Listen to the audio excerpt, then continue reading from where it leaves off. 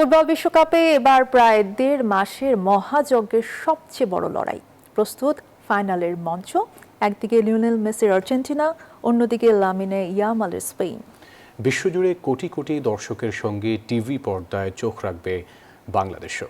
টেকনাফ থেকে তেঁতুলিয়া, শহর, বন্দর, গ্রাম কিংবা মফস্বল, সবখানে এখন একটাই আলোচনা, বিশ্বকাপের ফাইনাল।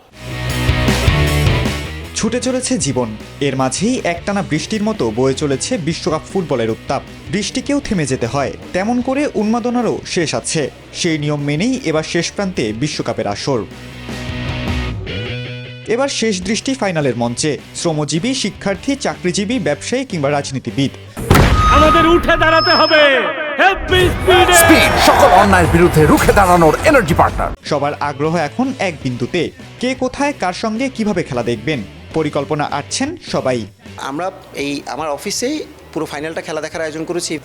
আমাদের প্ল্যান হচ্ছে অফিসের সবাই মিলে ফাইনালটা এনজয় করবো। আমাদের প্ল্যান হচ্ছে বাসায় বসে অথবা ফ্যামিলি সবাইকে নিয়ে কোনো একটা রেস্টুরেন্টে যে খেলাটা এনজয় করব। টিএসসিতে ম্যাচটা দেখার ইচ্ছা থাকবে।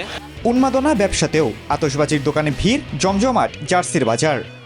তিন ছেলের জন্য 3টা জার্সি নিলাম আর একটা ফ্ল্যাগ নিলাম। কালার স্মোক ছিল আমার কাছে, ব্লু আর সাদা। আর্জেন্টিনার জন্য সব স্টক আউট হয়ে গেছে। ব্যবসা কিনে ভালোই তো আছে, সবারই ভালো, আমাদের একা না। শুধু ঘরেই আটকে থাকবে না এই জম্পেশ মোমেন্ট। হোটেল, রেস্তোরাঁ, ক্যাফে কিংবা খোলা জায়গা, থাকছে বড় পর্দায় খেলা দেখার আয়োজন। ঢাকা বিশ্ববিদ্যালয়ের অন্তত 6টি স্পটের পাশাপাশি অন্যান্য শিক্ষা প্রতিষ্ঠান সহ বিভিন্ন সামাজিক সম্মেলন কেন্দ্রে চলছে এখন শেষ মুহূর্তের প্রস্তুতি। আমরা ওয়ার্ল্ড কাপের সবচেয়ে বড় স্ক্রিনিং ইভেন্টটা করছি, যেখানে শুধু ওয়ার্ল্ড কাপ ম্যাচ নয়, সেখানে থাকছে কনসার্ট।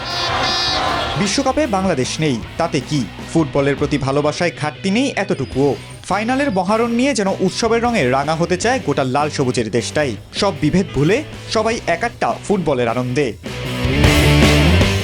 খালেদুল ইসলাম তানভীর, নিউজ 24, ঢাকা।